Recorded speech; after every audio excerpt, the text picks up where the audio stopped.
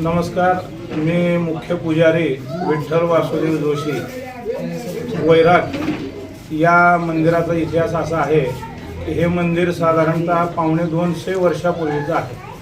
अतिशय उत्तम आणि नयनरम्य आणि वास्तुकलेचा एक नमुना म्हणून या मंदिराकडे पाहायला हरकत नाही। या मंदिराचा थोडा इतिहास असा आहे की या गावातील श्री स्वामी भक्त कैलासवासी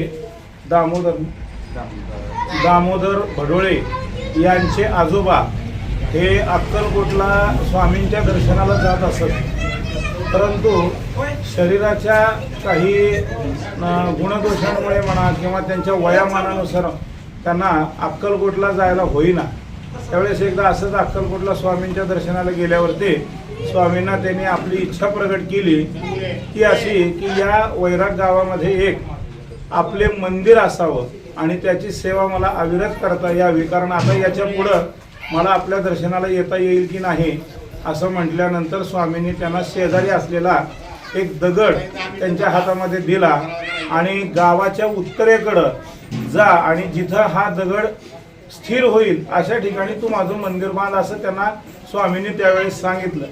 त्यांनी इथं अनेक ठिकाणी प्रयत्न केला पण दगड काही स्थिर झाला नाही। पुन्हा त्यांनी शंका घेऊन अक्कलकोटला स्वामींकडे गेले आणि मात्र स्वामींना त्यांनी सांगितल्यानंतर स्वामी म्हणले, अरे जिथं निवडुंगाची झाडं आहेत अशा वनामध्ये माझं स्थान आहे।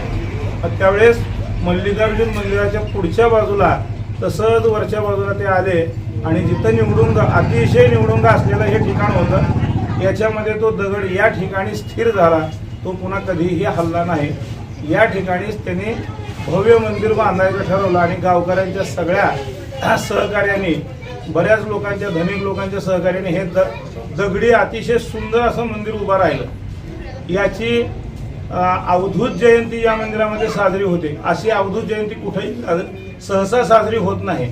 आपण पाहतो की दत्त जयंती सगळीकडे साजरी होते, पण ज्यावेळेस अनसूयाच्या घरी बाळं निर्माण झाली तो दिवस म्हणजे अवधूत जयंतीचा दिवस आणि म्हणून ती धरून आपण इथं अवधूत जयंती साजरी करतो।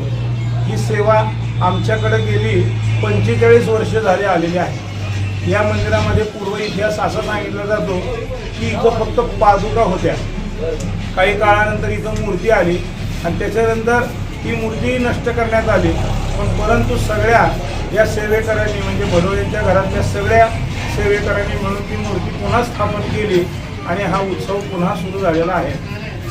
वैरागपासून 1-1.5 किलोमीटरच्या अंतरावरती हे मंदिर आहे, गावाच्या नजीकच आहे, अतिशय सुंदर आहे आणि दर्शनाचा सर्वांनी लाभ घ्यावा असे दामोदर भडोळे यांचे वंशज श्रीयुत दिगंबर भडोळे हे अतिशय उत्तम सेवा इथं करत आहेत। सर्व भडोळे मंडळी अतिशय उत्तमरित्या इथं अक्षरशः राबत आहेत आणि त्यांच्या या पुण्याईमुळेच दरवर्षी उत्तम असा इथं सोहळा साजरा होतो।